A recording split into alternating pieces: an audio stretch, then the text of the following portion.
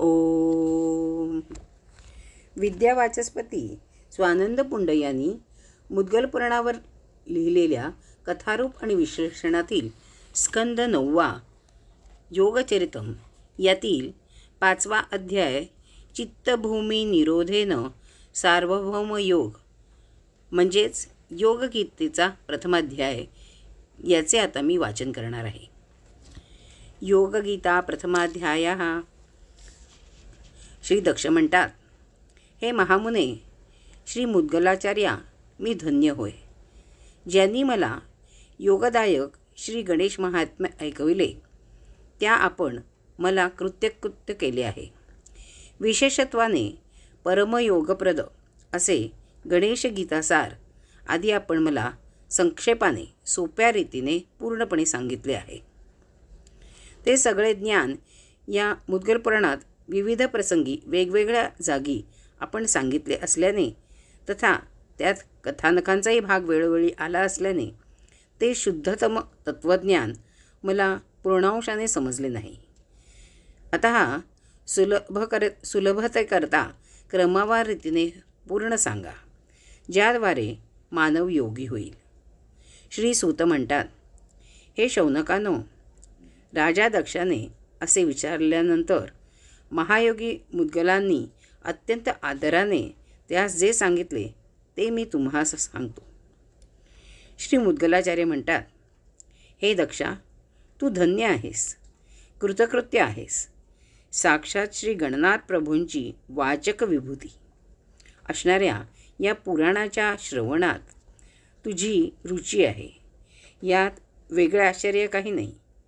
धन्य जीवनवंतांनाच अशी अपेक्षा जागते किंवा वेगळ्या शब्दात अशी आशा जागते तेच धन्य होत. हे दक्ष प्रजापते, तू सगळ्या लोकांवर उपकार करणारा योगशांतीप्रद असाच प्रश्न केला आहेस, विचारणा केली आहेस. हा शांतिदायी योग वेदरहस्य गुह्य मी तुला प्रेमाने सांगतो. एकाग्र चित्ताने श्रवण कर. चित्त 5 प्रकारचे वर्णिले आहे. त्यात 5 प्रकारचे रस असतात. 5 प्रकारचे चित्त असते आणि त्या त्या स्तरावर मिळणाऱ्या मर्यादित आनंदास तेथे 5 प्रकारचे रस म्हटले आहे. क्षिप्त, मूढ, विक्षिप्त, एकाग्र आणि निरोध असे चित्ताचे 5 प्रकार समजावे. ते जगात आणि ब्रह्मामध्ये आसक्त असते. जगात अर्थात जगाच्या विविध पदार्थात आणि ब्रह्मात म्हणजे अन्नब्रह्मापासून नेतिब्रह्मापर्यंत शास्त्रात जी विविध ब्रह्मे वर्णिली आहेत त्यात हे चित्त आसक्त होते तथा तेथील आनंदरूप रसाचा आस्वाद घेत असते. असे चित्त व्यक्तिरूपात अर्थात व्यक्तिपरत्वे या सगळ्या स्थानी जेव्हा आसक्त होऊन राहते ते विविध 84 लक्ष योनीतील जीव होय. म्हणजे अशा आसक्त चित्ताने आत्म्यास जीवदशा प्राप्त होते. ते आपापल्या प्रपंचात सुखदुःखाच्या कार्यक्षेत्रात देहभोगादिक मार्गामध्ये कुशल होऊन नानाविध कार्ये करीत असतात. त्यांनी कार्यसिद्धीकरता सदैव आपले चित्त कार्यात झोकलेले असते. त्या त्या कार्यांच्या प्रकाशाने यशाने त्यांना हृदयात प्रकाशित करीत असते. अर्थात अशा कार्यक्षिप्त हृदयाला चित्ताच्या कार्याच्या यशाने आनंद मिळत असतो. त्यामुळे ते सदैव कार्यात दक्ष असतात यात संशयच नाही. हे मानवा, त्या चित्तास क्षिप्त चित्त समज. त्यात काही स्वल्पज्ञ असतात, काही अधिक ज्ञानी असतात, काही मध्यम असतात. अशा प्रकारचे अनेक लोक असतात. या 3 विभागात नानाविध प्रकारांनी विविध ज्ञानांनी युक्त होऊन ते राहतात. त्यांचे स्वरूप सांगणे संभवच नाही. अर्थात कार्याद्वारे यशाचा आनंद मिळवण्याकरता जे चित्त कार्यात भिनलेले असते त्यास क्षिप्त चित्त म्हणतात.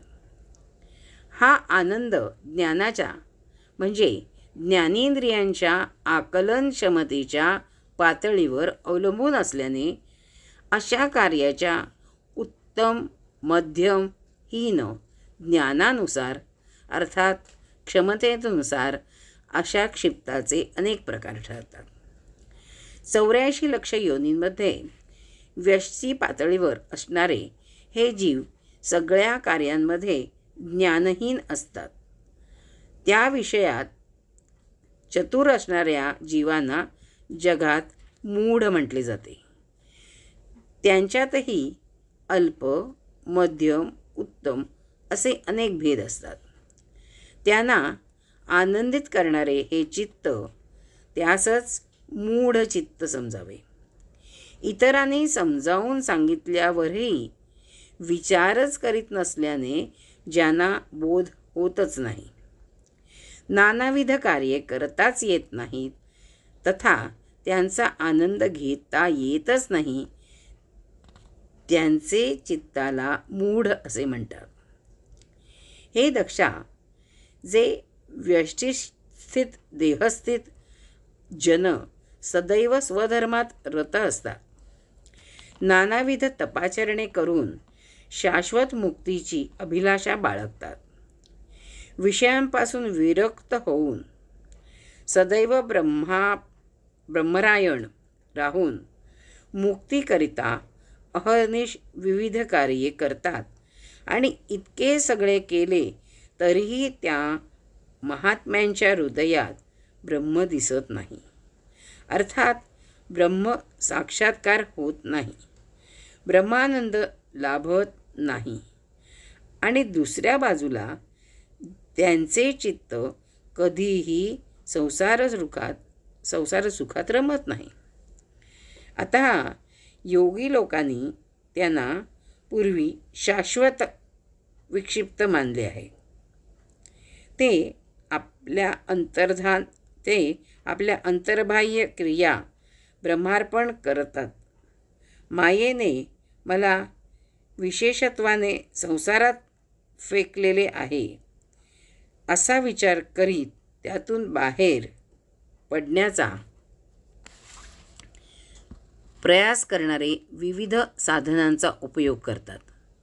मात्र ही सर्व साधनेही अभावयुक्त जाणून अर्थात या सगळ्या साधनांनी मोक्ष प्राप्त होत नाही हे लक्षात आल्याने त्या क्रियात्मकतेच्या मुक्तीकरता चित्तात भावना जागी होते. त्यामुळे त्या चित्तास विक्षिप्त असे म्हणतात. सगळ्या साधनांमध्ये मुरलेले चित्त हे क्षिप्त असे आरंभी वर्णिले. मात्र या सगळ्यातून शाश्वत आनंद मिळतच नाही असा दृढ अनुभव आल्याने त्यातून बाहेर पडण्यासाठी निश्चय केलेल्या चित्तास विक्षिप्त असे म्हणतात. असा जीव नानाविध क्रियांच्या सामर्थ्याने माझ्यावर देवता संतुष्ट झाल्या आहेत यात संशयच नाही असे म्हणून विमोहित होतो. हे निवेदन खूप शांतपणे समजावून घ्यायला हवे.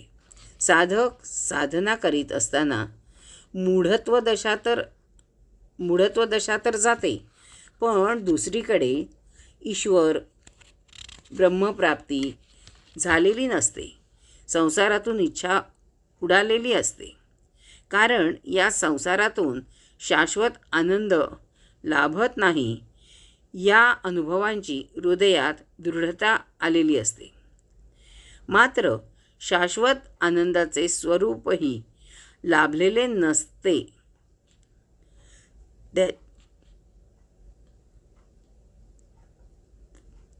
त्याच्या प्राप्तीचा मार्ग आपल्या हृदयात असल्याने ते मिळत नाही आणि आहे त्या संसार सुखात मन रमत नाही. अशावेळी त्या साधकाची विविध विचित्र ओढाताण होते. यावेळी नेमकी अडचण ही होते की ब्रह्मानंद मिलनाचे प्रयास अधिक तीव्र करण्याऐवजी कृतकर्मांची जी फळे मिळवायला लागतात त्या श्रद्धांच्या रसास्वादात तो रमतो. आजवरच्या सत्क्रियांच्या परिणाम रूपात काही समर्पण अंगी घेतात. यांनाच सोप्या भाषेत सिद्धी असे म्हणतात. अशा सिद्धी प्रगट झाल्या की याचा अर्थ माझ्यावर देवता प्रसन्न आहेत असे समजले जाते. म्हणून त्यापासून अहंकार जागृत होतो, जो साधकाच्या विनाशाचे परमकारण ठरतो. मात्र यापुढे जाण्याचा मार्ग गवसत नसल्याने साधक येथेच अडकतो. त्या दशेचे हे वर्णन आहे. अनेकदा देवतेचा प्रसाद समजून, अर्थात माझ्या मनात आलेले विचार वा मला मिळालेले या सिद्धी देवता प्रसाद आहेत असे स्वमनाशी ठरवून विक्षेपयुक्तरित्या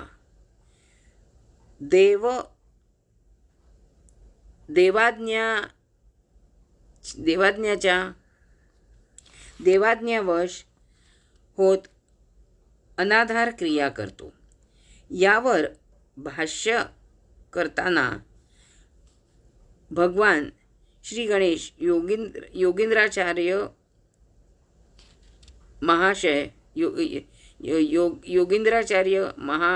महाराज म्हणतात की लोक देवाला कौल वगैरे लावतात आणि मग निर्मात्या डावीकडे पडले की उजवीकडे इत्यादी बाबींना जणू देवतेची आज्ञा व्हावी समजून निराधार क्रिया करतात.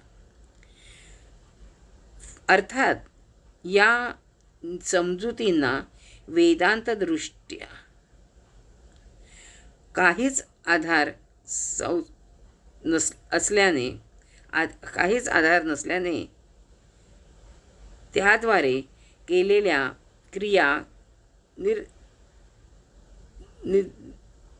निरर्थकच होत.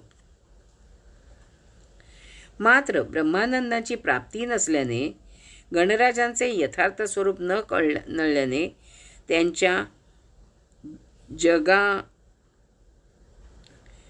त्यांचा असा त्याचा अर्थ होय. क्रियांद्वारे कर्माद्वारे आनंदप्राप्ती होत नाही. त्यावेळी असे मार्ग अवलंबिले जातात.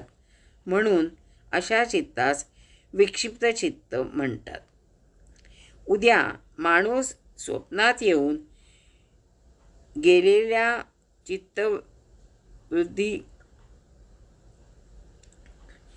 वेगवेगळ्या चित्ताद्वारे विविध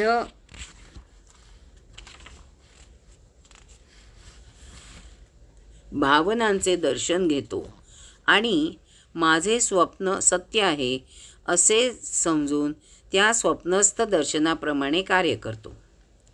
हा देखील असाच सूक्ष्म विचारांचा विषय आहे.